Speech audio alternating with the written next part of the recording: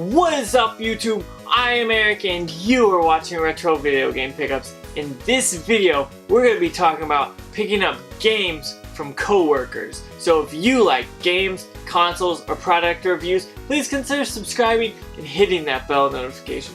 With that being said, let's hop into it!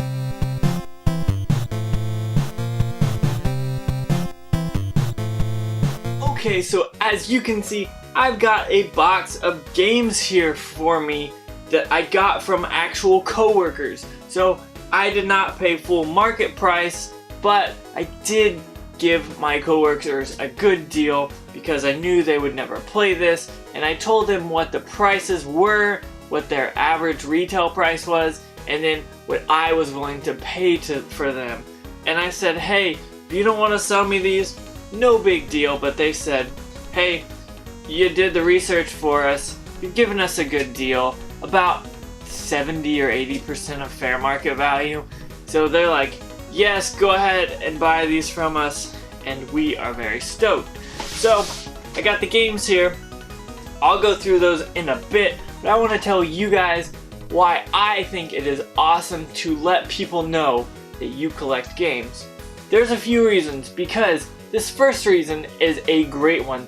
Let people know that you have games, because if they are ever out garage sailing or going through their attic or storage unit and they see games that are cheap that they know you like, or games that they have that they know you like, they're more willing to either, one, give it to you, or two, give it to you at a much cheaper price. And that has happened to me a few times from working where I work. People are like, hey, my son has this old game, he doesn't want to play it, would you be interested in it? And usually I say yes, and even if I'm not interested in it, I'll say, hey, why don't I help you sell it, because here's what it's going for, and here's kind of what I would sell it for. If I wanted to sell it faster, I might sell it for a little bit cheaper and whatnot like that.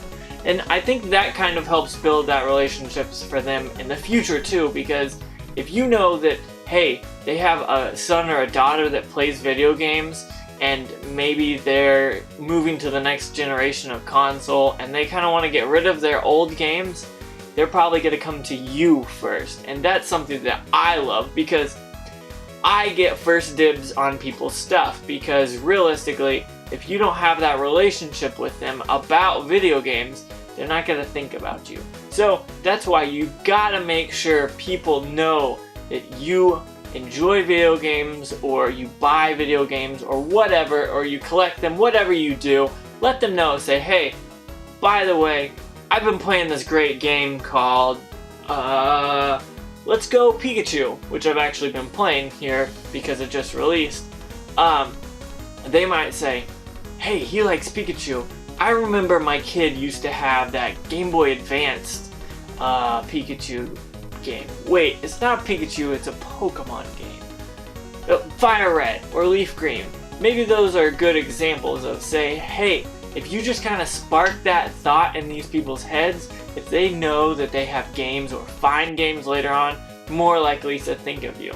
And something that's really awesome is when you have that relationship, people know that you like games, and they're more often, even if the money's not always there, they're more likely gonna sell it to you. Like when I told my coworker, I told her, hey, here's what all this stuff goes for, here's what I'm offering you, and she said, yeah, she didn't even question it. I looked it up on price charting, gave her the prices it would cost if she was to sell each one individually, and then I said, hey, I'll give you 70% of that, and we came to a deal. Now, this deal kind of had multiple layers to it, because she had an old NES that she found, and hers wasn't working, but she had games that she wanted to get rid of, and so we kind of did a deal swap. I fixed her NES, and I gave her like a controller and some games that I had that she was wanting, and then in return she gave me some games and I paid her some cash. So we kind of did this weird complex trade, and we're still not there. I've got to give her an expansion pack, and she's got to give me her old jumper pack for the 64. But that is the way to get it, because if she finds anything else gaming related, she's just going to come to me, honestly. So with that being said, I'm going to hop into the games that I picked up from her, and honestly, these are some really good games, and I'm really stoked about it.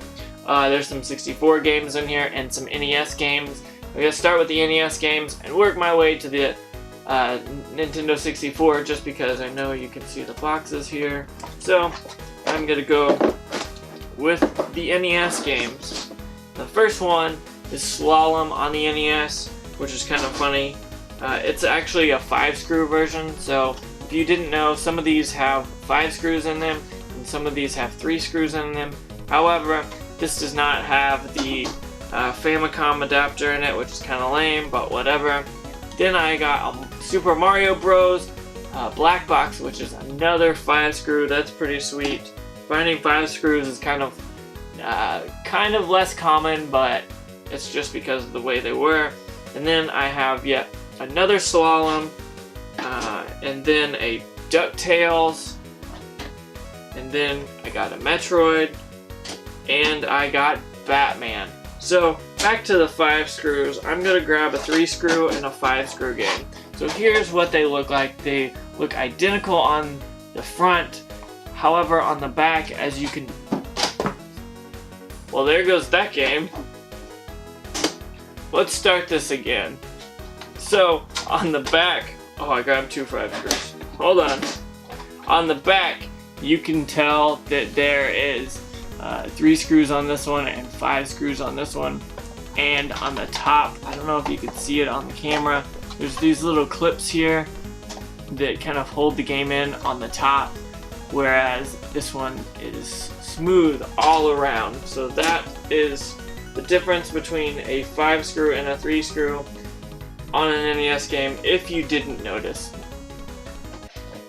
So next, we're gonna get to some games. What do we got there?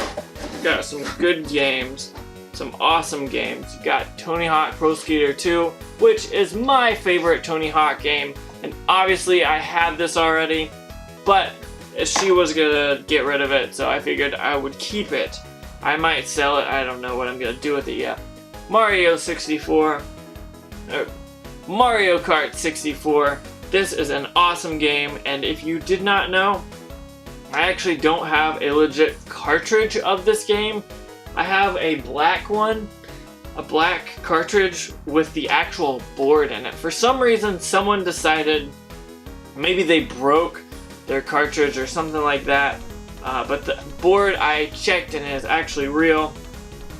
So this may be kept. I don't know yet, but I'll decide later on. Then you got Star Wars Episode 1 Pod Racer, which is just racer, but it's pod racing, let's be honest. This is a really awesome game. If you have not played it, you definitely need to. And then next I have Automobilia Lamborghini, which is an alright racing game. It's not my favorite, but it's not the worst one. It's a fun one for sure.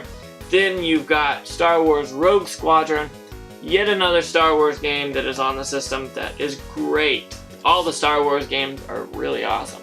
And then last but not least, we've got Star Fox 64, which is pretty sweet. Now we're going to move to the boxes, and I'm trying to kind of hide them from you because 2 of these are really cool. I've got a San Francisco Rush 2049. The funny thing is, she actually didn't have this game. She had the box but no game, so that's kind of funny to me. Then you got Donkey Kong 64 with the expansion included, and she wanted to keep that game, but she didn't care about the box, so she sold that to me. And last but not least, we got the Player's Choice Mario Kart 64 box here. These are all great games. I picked up some great games that I have that I might flip and resell, and she knows that. She knows what I do. I flip and sell things. So she's not worried about that. She told me she didn't want any of these games. She had Mario Kart 64. She had 2 copies of that. So she already has that game. But all the rest, she said either she didn't want or she already had.